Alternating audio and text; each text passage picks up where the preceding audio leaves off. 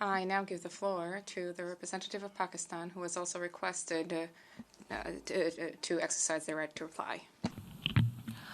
Before I start, I hope the distinguished Indian delegate is present and listening and not running away from the truth like his colleague did in the morning. Mr. President, the Nazis are often credited with perfecting the art of concocting lies and peddling false propaganda. But listening to the Indian representative today, even the Nazis would acknowledge that the mantle has now shifted to their BJP RSS acolytes. The Indian right of reply was another shameful attempt to deflect attention from the real issues. India, however, will not be able to escape accountability for its crimes.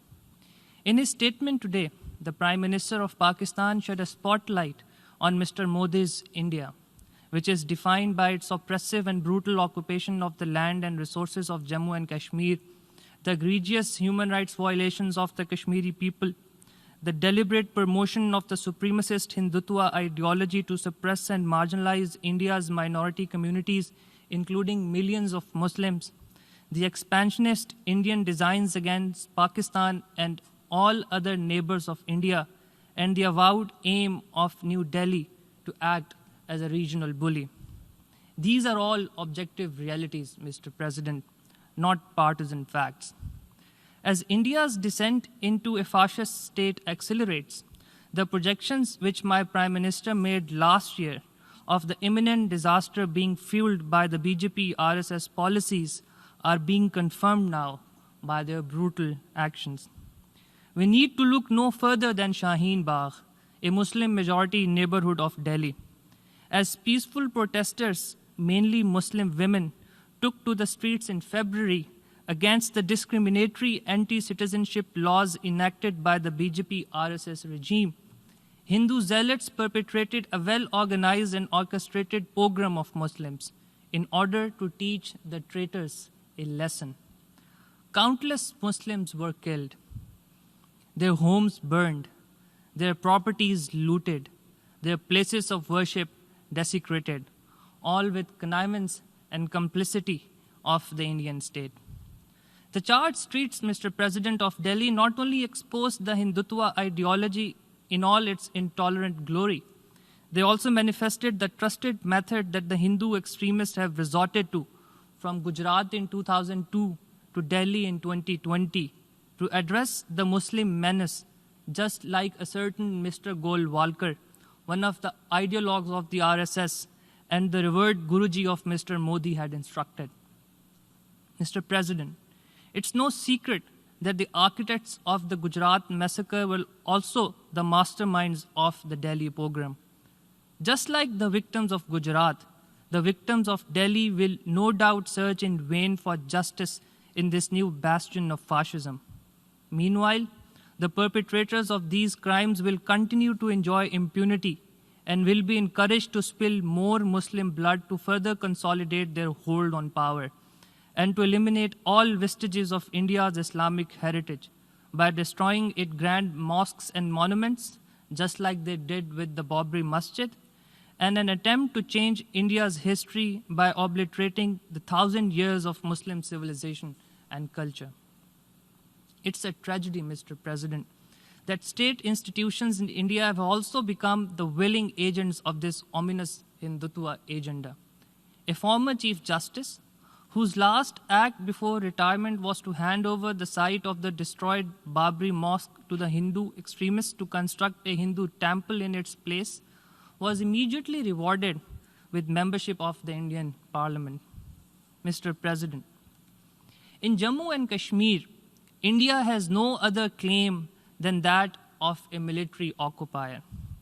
India is compelled to use naked force to impose its occupation on an unwilling and oppressed people. Ask the people of Jammu and Kashmir and they will tell you emphatically, Jammu and Kashmir is not a part of India. It never was and it never will be. The state of Jammu and Kashmir is an internationally recognized disputed territory.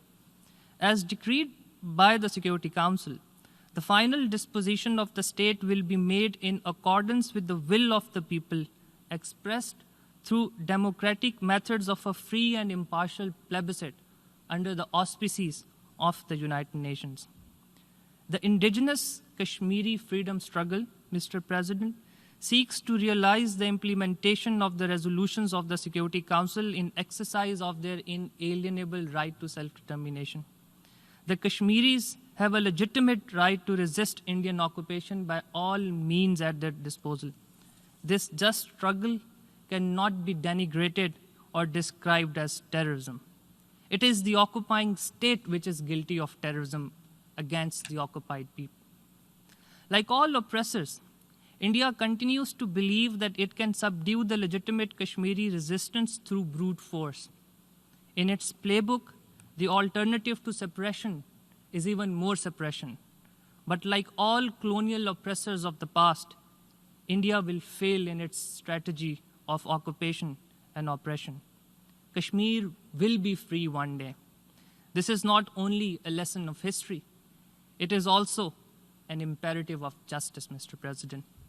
As Martin Luther King famously said, the arc of the moral universe is long, but it bends towards justice. The Kashmiris are not alone in their just struggle. The people of Pakistan, people of the Islamic world, and indeed all freedom-loving people of the world are with the valiant people of Indian-occupied Jammu and Kashmir. Mr. President, we do concede that India knows a lot about terrorism. It is, to use a popular expression, the mothership of terrorism which holds a patent over state sponsorship of terror. India has used terrorism against each of its neighbors, against its own people, and against the innocent people of Indian-occupied Jammu and Kashmir. India is actively involved in orchestrating, financing, and providing logistical support to terrorist organizations like TTP and JUA to target Pakistan from across borders. It has hired and organized criminal groups located across our western border to conduct terrorist attacks in Pakistan, especially to disrupt the development of the western and southern regions of my country. Commander Kulbhushan Yadav, an Indian intelligence agent captured by Pakistan, has confessed that he was organizing and supporting these criminal groups to perpetrate terrorism in Pakistan. Pakistan and our entire region faces Hindutva terrorism as well, Mr. President.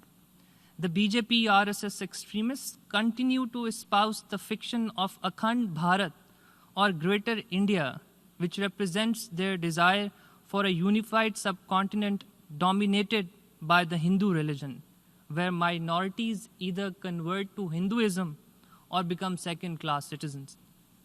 And Mr. President, the Indian government is also responsible for the worst form of state terrorism against the oppressed people of illegally occupied Jammu and Kashmir.